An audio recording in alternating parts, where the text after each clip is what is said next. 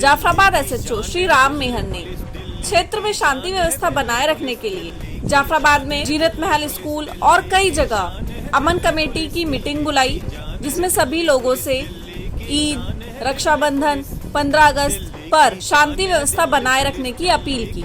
साथ ही साथ सभी को सोशल डिस्टेंसिंग का पालन करने के लिए भी बोला। बैठक में मौजूद लोगों ने भी पुलिस के समक्ष अपने सुझाव रखे। अमन कमेटी की मीटिंग के बाद लोग इस मीटिंग से पूरी तरह संतुष्ट थे तथा जाफराबाद एसएचओ द्वारा बताई गई बातों पर अमल करने के लिए भी सभी लोग तैयार हुए। जैसे आप यहाँ दूर दूर बैठे हैं तो ऐसे ही नमाज अदा करने में और अंदर जो अपने धार्मिक स्थल हैं उनमें पूजा करने के लिए या नमाज अदा करने के लिए दूरी बना के ही रखेंगे, उसमें अंदर गोले बना लें। हमारा आप लोगों से पूरा सहयोग रहेगा और जहाँ जहाँ भी जिस जगह नमाज वाली जगह एक रोड पर आने के लिए अभी मना है। हमारे साथ रियाजुल हसन जी हैं और अभी भी अमन कमेटी मीटिंग जो दिल्ली पुलिस ने ऑर्गेनाइज की जीनत महल स्कूल में करके आ रहे हैं। एक बार जान लेते हैं क्या क्या पॉइंट थे और क्या क्या बातें एसएचओ साहब ने बताई और किस तरह से रहेगा। जी सर, ये आज मीटिंग थी हमारे एसएचओ साहब ने रखी थी। मैं आरडब्ल्यू से रियाजुल हसन। तो इसमें ये बातें रखी गई हैं, सोशल डिस्टेंस का ध्यान रखना है। जैसे कि ईद आ रही है, ईद पे जानवर को हमें कैसे बंद रख के काटना है या उनका खून बहाना नहीं चाहिए और सोशल डिस्टेंस का ध्यान रखना है। और जो साफ़ सफाई को लेकर है उसको भी हमने बात रखी है कि साफ़ सफाई रखनी है। और गली मोहल्लों में जो ये जानवर हैं जो लुप्त हो रहे हैं उनको भी ध्यान रखना है कि उनको हमें कुर्बानी नहीं करनी, वो जानवर करनी है जो लुप्त नहीं हो रहा है। और पर्दे पे करनी है, घर के नीचे करनी है, गली मोहल्ले में नहीं करनी। और साफ़ सफाई को लेके जो हम पॉलिथीन रखेंगे वो बाहर फेंकवाएँ जी। और कुछ बात पे विरोध भी रहा है या सारी बातों को रजामंदी कर ली गई है? बिल्कुल सही है, इसमें विरोध कुछ नहीं है। नमाज की सोशल डिस्टेंस बनाया गया था और हमने इससे पहले ही जो निर्देश आए थे गवर्नमेंट के, तो हमने सोशल डिस्टेंस बना के एक फ्लैक्स लगा रखा है, उसमें दूरी बना के रखें, मास्क लगा कर आएँ। मस्जिदों में नमाज 2-2 दफ़ा हो रही है, जुम्मे की नमाज़ होती है तो ईद की नमाज भी 2 दफ़ा 3 दफ़ा होगी। कोई डिस्टेंस नहीं, जो कानून के मतलब उसको फॉलो करना है वो सब बात मानी गई हैं। बहुत अच्छा लगा कि जो बातें रखी गई हैं वो सारी मान ली गई हैं और जो बातें जो सुझाव दिल्ली पुलिस को दिए गए वो भी मान लिए गए हैं। हाजी सरवर जी हमारे साथ हैं। अभी भी अमन कमेटी मीटिंग से बाहर आए हैं और बात कर लेता हूँ कि क्या क्या पॉइंट थे, किन किन बातों पर बात रखी गई और एसएचओ साहब ने क्या क्या रजामंदी दिखाई। जी सर, एसएचओ साहब ने बड़े अच्छे अखलाक से हमसे बात करी, बड़े अच्छा डिसिप्लिन से बात हुई और सारी बातों पर रजामंदी हुई। और जैसे एसएचओ साहब ने बताया है, इसी एतबार से मस्जिदों में नमाजें भी हो रही हैं, इसी डिसिप्लिन से मस्जिद आबाद भी हैं। और अगर हमारी पहली मंजिल बन जाती है, भर जाती है, तो ऊपर की मंजिल में लोग नमाज के लिए पहुंच जाते हैं। तो लिहाजा ईद का मौका है, तो जैसे भी एसएचओ साहब ने बातें रखी है उसको पूरा अमल किया है। और ये कोई बात का विरोध भी रहा है कि कुछ बातों आपने बोली हो जो ना मानी गई हो या आपके द्वारा कोई सुझाव दिया गया हो जो आप ना मान रहे हो? नहीं, हमारे जो एसएचओ साहब ने बातें रखी उसका सारा सुझाव हमने भी रखा और उन्होंने भी रखा। बस हमारी थोड़ी सी यही रिक्वेस्ट थी कि हमारी ईद के मौके पर जो है ईदगाह के अंदर नमाज होती है, तो एसएचओ साहब ने तो हमसे कहा कि भाई डिसिप्लिन के साथ जो है नमाजें करें ईदगाह के अंदर। मगर अभी बात अधूरी रही है, अभी हमें पूरी तरह से परमिशन नहीं मिली है कि ईदगाह के अंदर ईद की नमाज हो जाए। अभी तक ईदगाह के अंदर नमाज नहीं हो रही है, तो उसको सोशल डिस्टेंस को मेंटेन करते हुए नमाज करने के लिए एग्री हैं, लेकिन इस बात के लिए अभी आला अधिकारियों से बात की जा रही है और हमने अपना पूरा इंतजाम कर रखा है। अभी हमारी ईद उल फितर की नमाज हुई थी तो उसमें बिल्कुल हमें परमिशन नहीं थी, तो हमने वहाँ नमाज नहीं करी ईद उल फितर की। घरों में और मस्जिदों में जो 4-5 आदमियों का इजाज़त थी वो ईद उल फितर की नमाज हो गई थी। अब अल्हम्दुलिल्लाह माहौल खुशहाल है और लोग बीमारी से थोड़ा सा निकल रहे हैं, तो अल्लाह का बड़ा शुक्र है। तो हम ये चाहते हैं कि इसी शुक्र को लेते हुए हम ईदगाह के ग्राउंड में भी पहुँचें, वहाँ भी हम नमाज अदा करें और लोग डिसिप्लिन के साथ ईदगाह में भी रहेंगे। हमारी पूरी तैयारी है, जैसे हमें प्रशासन इजाज़त देता है तो हम ईदगाह में नमाज कराने के लिए तैयार हैं।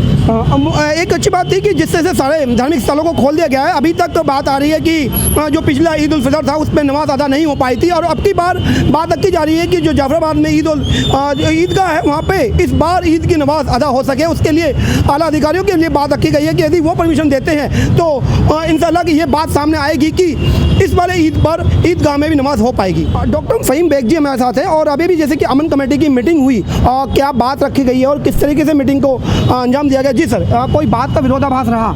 नहीं, किसी तरह का विरोधाभास नहीं, बल्कि लोगों ने सहयोग करते हुए जो ईद और रक्षाबंधन और जो अलग अलग त्यौहार आ रहे हैं और देश का सबसे बड़ा 15 अगस्त का त्यौहार आ रहा है, तो उसको लेकर चर्चा थी और कानून का जो पालन है किस तरीके से करना है, क्या गाइडलाइन है और ईद के दिन किस तरीके से लोगों को नमाज़ पढ़नी है और कैसे कैसे सोशल डिस्टेंसिंग का ध्यान रखना है, मास्क का प्रयोग करना है, समाजी दूरी बना के रखनी है, सड़कों पर नहीं आना है, मस्जिदों में नमाज़ पढ़ने का जो सही तरीका है वो बताया गया। तो इलाके के जो पूरे हमारे सिलमपुर जाफराबाद क्षेत्र के इमाम थे, यहाँ पे मदरसों के जो मैनेजर थे और RWA नागरिक सुरक्षा समिति और सामाजिक कार्यकर्ता थे, तो उस पर चर्चा हुई। SHO साहब ने जो गाइडलाइन थी उसका जिक्र किया, लोगों ने उसको अपने सवाल जवाब करते हुए एक इशू निकल के आया कि ईदगाह पे इस बार जो नमाज़ पढ़ने का जो अभी हमारे आदेश, तो ऐसे लिखित आदेश तो नहीं है, मगर अभी ये प्रिकॉशनरी इसको अभी इन्होंने मना किया है कि ईद की नमाज मस्जिदों में पढ़ी जाए, ईदगाह में ना पढ़ी जाए। तो उस पर हम चर्चा करने के लिए आज शाम को हो सकता है DCP साहब से मुलाकात करके चंद लोगों को ले जाकर बात करेंगे कि अगर ईदगाह में नमाज होती है तो लोड कम हो जाएगा गलियों का और सड़कों पर लोग कम नज़र आएंगे। तो उससे ये होगा कि बहुत जल्दी हम लोगों को नमाज़ पढ़ा के डिस्पर्स करा देंगे और 2-2 3-3 समय में हम नमाज कर सकते हैं। नहीं, मैं वही जानना चाह रहा हूँ, क्या पॉइंट रहे हैं? जैसे कि धार्मिक स्थलों को खोल दिया गया और ईद उल फितर की जो पिछली ईद रही है, ईद उल फितर, उस पर नमाज नहीं पढ़ी गई थी क्योंकि उस टाइम लॉकडाउन था।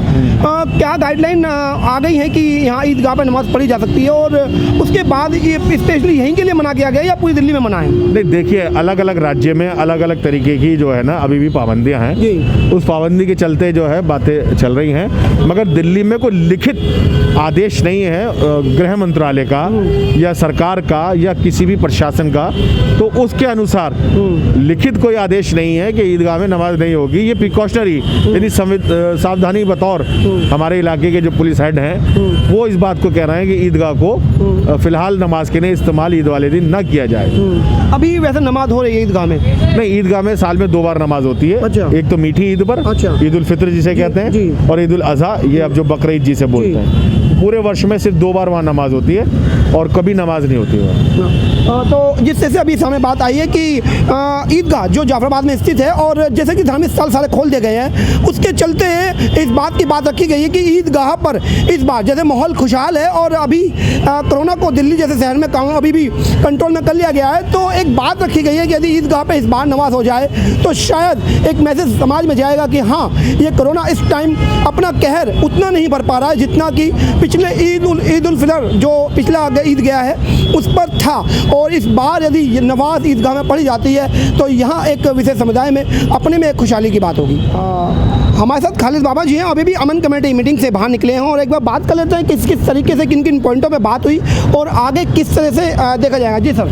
मेरा नाम खालिद बाबा है, अखिल भारतीय अमन कमेटी नॉर्थ ईस्ट से मैं चेयरमैन हूँ और यहाँ पर इस पॉइंट पे हमारे थाना जाफराबाद SHO साहब ने जो आज मीटिंग रखी है, पहली बार हमारी इनके साथ में मीटिंग हुई है। और हम लोग यही चाहते हैं कि कोई भी त्यौहार होता है, होली हो, दिवाली हो, बकरीद हो, किसी तरह का भी त्यौहार होता है तो हम सब आपस में हिंदू मुस्लिम सिख ईसाई यहाँ पर मिल के मनाते हैं और आगे भी ये उम्मीद रखते हैं कि अमन शांति पैगाम जाना चाहिए। क्या क्या बातें रखी गई SHO साहब के सामने और जिन बातों के लिए आपको रजामंदी मिली या विरोधाभास रहा? नहीं, SHO साहब ने तो बताया, पूछा हमसे कि भाई कोई अगर यहाँ पर दिक्कत है तो बताइए, तो यहाँ कोई ऐसी दिक्कत नहीं क्योंकि सब मिल के रहते हैं और दिल्ली पुलिस भी हमेशा हमारे साथ रहती है अमन कमेटी के। बाकी जो हमारे वॉलंटियर हैं यहाँ पर जो रहते हैं किसी भी त्यौहार पे होते हैं वो अमन शांति के लिए काम करते हैं, लोगों की सेवा करते हैं और इसी तरह हम लोग लगे रहते हैं।